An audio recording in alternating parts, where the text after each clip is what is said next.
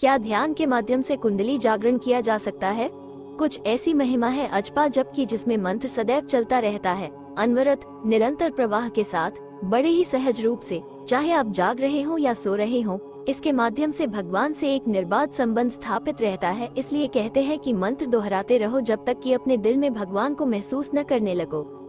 यहीं से आपका ईश्वर के प्रति प्रेम, लालसा, जिज्ञासा, एक तड़प पैदा होती है और अंततः ये तड़प एक पूर्णता को प्राप्त होती है आपके ईश्वर के मिलने के साथ। तभी कहता हूँ मानसिक जप, अजपा जप की बात ही निराली है और इसको अपने तन मन में चलाने के लिए हर 1 मिनट सेकंड चेक करते रहिए कि राम नाम चल तो रहा है ना।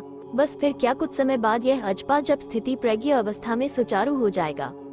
एक छोटी सी कहानी है रामायण से कि जब भगवान श्री राम ने माता सीता को लंकापति राक्षस राजा रावण के चंगुल से मुक्त कराया और हंसी खुशी माता सीता और हनुमान जी के साथ अयोध्या अपने देश लौटकर शाही महल में विश्राम फरमाने लगे। कुछ समय पश्चात भगवान राम को ज्ञात हुआ कि सीता जी को हनुमान जी से कुछ ईर्ष्या हो गई है, क्योंकि भगवान राम का ध्यान सीता जी के बनिस्पत हनुमान जी पर ज्यादा रहता था। माता सीता को लगने लगा कि श्री राम हनुमान जी पर मोहित हो गए हैं। ऐसा सोचते हुए हर्ष में भरकर श्री राम ने हनुमान जी के शरीर से एक बाल को तोड़ लिया और उस बाल को सीता जी के कान के समीप ले गए। तब माता सीता को उस बाल में से मंत्र सुनाई दिया जो कि लगातार गूंज रहा था, राम राम राम। तत्पश्चात श्री राम जी ने सीता जी से कहा कि यह मैं नहीं जो हनुमान जी की तरफ खींचा या मोहित हुआ जा रहा हूँ, बल्कि यह वो हनुमान जी हैं जो मुझे लगातार अपनी तरफ खींच रहे हैं। कहा जाता है कि हनुमान जी सदा ये सुनिश्चित करने के लिए कि उनका अजपा जप बाधित तो नहीं हो रहा, तो वह जम्हाई लेते समय भी राम राम राम कहते और चुटकी बजाते जाते थे। आज वर्तमान में जो निष्ठावान और श्रेष्ठ चरित्र ब्राह्म है वो इस जम्हाई वाली चुटकियों को उपयोग में लाते हैं राम राम राम कहते हुए। ये तो रही रामायण की और ध्यान अजपा जप वाली बात। ध्यान के द्वारा कुंडलिनी जागरण किया जा सकता है या नहीं?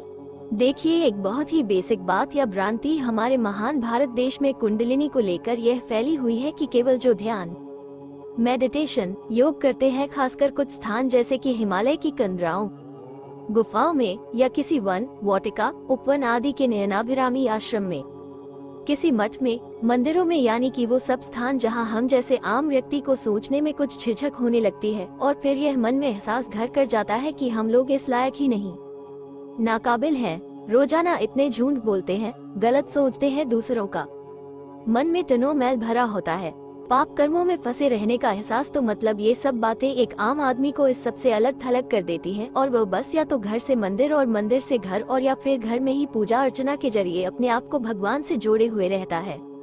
इस सबसे आगे का सोचना मतलब कि उसके अधिकार क्षेत्र से बाहर की बात, उसके कर्मों की दीनता का एहसास केवल पंडित, पुजारी, साधु, महंत, मठाधीश आदि ही यह सब कर सकते हैं। यह एहसास हमें आगे बढ़ने से रोकता है और यहीं से पाखंड और आडंबरों की शुरुआत होती है। हम गुरु ढूंढते हैं और गुरु मिल जाए तो बात ही क्या।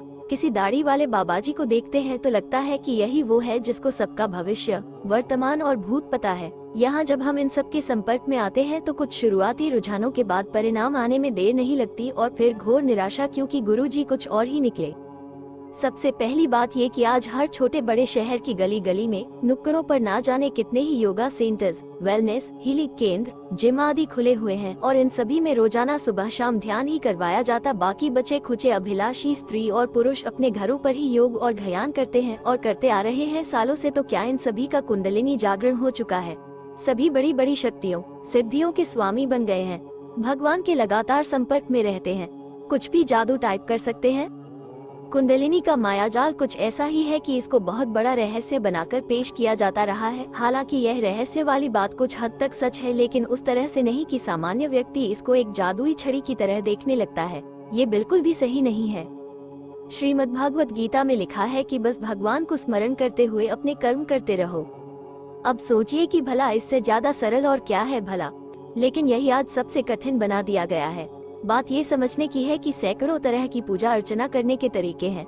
ना जाने कितने वेद, ग्रंथ, काव्य, महाकाव्य, पुराण, शास्त्र, तंत्र, स्तोत्र, मंत्र, साधनाएं हैं, लेकिन सबका अंतिम उद्देश्य एकमात्र है, ईश्वर से जुड़ना। ईश्वर से मिलना तो एक तरह से रास्ते अलग अलग हैं, लेकिन मंजिल सभी की एक ही है। ये केवल आपको चुनना है कि आप कैसे जुड़ना चाहते हो भगवान से। ध्यान करना अच्छा है, बहुत अच्छा है, लेकिन ध्यान, योग, साधना आदि से तो आपको सीधे सीधे कुंडलिनी और इसकी सिद्धियों, शक्तियों के भ्रम में डाला हुआ है। तो फिर ये तो बिल्कुल अलग ही हो गया ना। भगवान से जुड़ना है तो सिंपल राम नाम ले, शिव जी का नाम ले, हनुमान जी, गणेश महाराज जी, राधा रानी, सीता मैया, दुर्गा जी। आप एक बार शुरू तो करें, लेकिन ऐसे नहीं जैसे कि आप अभी तक करते हुए आ रहे थे। ऐसे तो बिल्कुल भी नहीं।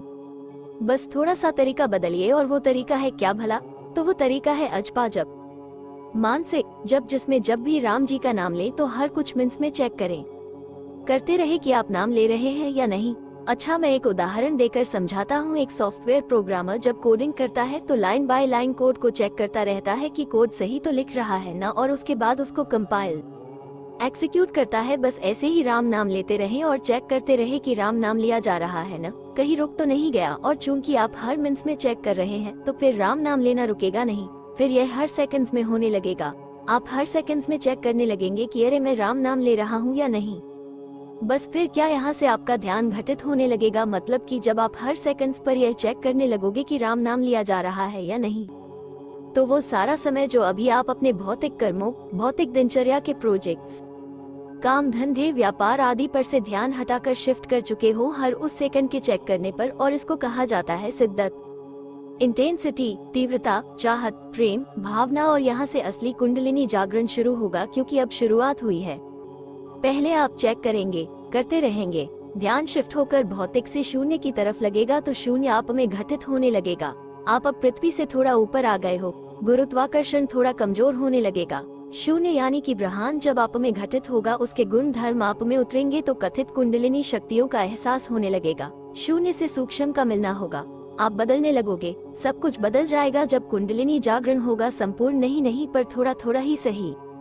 आपका ध्यान अर्थात एक आम व्यक्ति का ध्यान और एक योग साधना करने वाले व्यक्ति या योगी के ध्यान में केवल एक अंतर ही है, बस कि वो योगी दंड कर बैठा हुआ है, हठ में धुनी रमाकर जैसे कह रहा हो ईश्वर से कि ये ले भगवान, मैं बैठ गया हूँ बस तेरे ध्यान में, अब केवल और केवल तू ही है। तो आना तो पड़ेगा ही इस योगी से मिलने। और एक आम व्यक्ति अपना काम भी कर रहा है क्योंकि कर्मयोगी है, और साथ में हर एक सेकंड चेक कर रहा है कि ईश्वर का नाम लिया जा रहा है या नहीं। तो यह एक योगी की तुलना में कुछ कठिन है। इसलिए मेरी नजर में हर वो आम इंसान जो अपने भौतिक कर्म करते हुए ध्यान घटित करने पर लगनशील है, ज्यादा सम्माननीय है। हर एक सेकंड चेक करते रहना है, अजपा जप चलाकर ही दम लेना है। यही अजपा जप करके भी व्यक्ति दुर्गम वस्तुओं को भी प्राप्त कर लेता है। आज की वीडियो में बस इतना ही। आशा करते हैं आपको हमारी वीडियो अच्छी लगी होगी। जय श्री राम।